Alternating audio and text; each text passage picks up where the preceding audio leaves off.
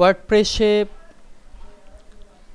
Readymade টেমপ্লেটের পাশাপাশি আমরা এই টেমপ্লেটকে আরও নিত্য নতুন ডিজাইন, নিত্য নতুন অপরচুনিটি দিয়ে আরও বেশি সমৃদ্ধশালী করতে পারি, যার জন্য ব্যবহার করতে হবে প্লাগইনস।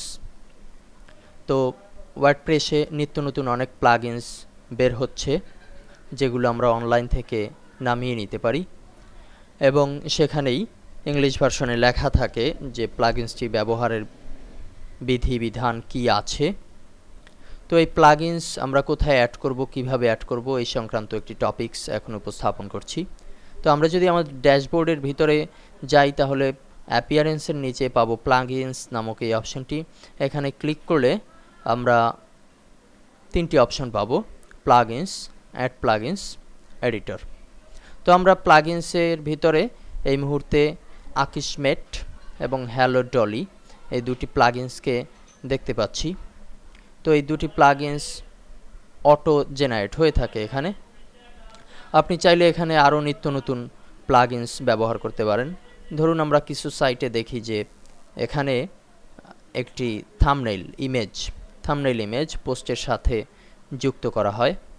আবার কখনো কখনো দেখি যে আমাদের এই যে কমেন্ট আছে, কমেন্ট করলে সেখানে ইমেজ যুক্ত করা হয়। আবার কখনো হয়তো দেখবেন যে এখানে ওল্ডার এন্ট্রি, নিউয়ার এন্ট্রি এর পরিবর্তে পেজ নাম্বার ব্যবহার করা হয়। কখনো দেখা যাবে যে আমাদের এই লিঙ্ক টেস্ট, ধরুন এই টপিক্সটা কতবার পড়া হয়েছে সেটি গণনা করার জন্য একটি প্লাগইনস ব্যবহার করা হয়।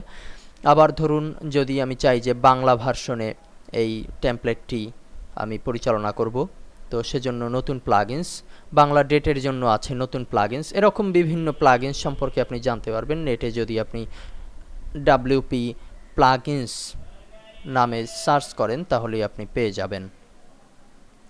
তো রেডিমেড টেমপ্লেটের সাথে, রেডিমেড ওয়ার্ডপ্রেসের সাথে আমরা এই আকিশমেট এই প্লাগইনসটি পাবো। এছাড়াও নিত্য নতুন যে সকল প্লাগইনস আছে সেগুলোকে কিভাবে আমরা অ্যাড করতে পারি এবং ব্যবহার উপযোগী করতে পারি, পরবর্তীতে সে সংক্রান্ত আলোচনা করব।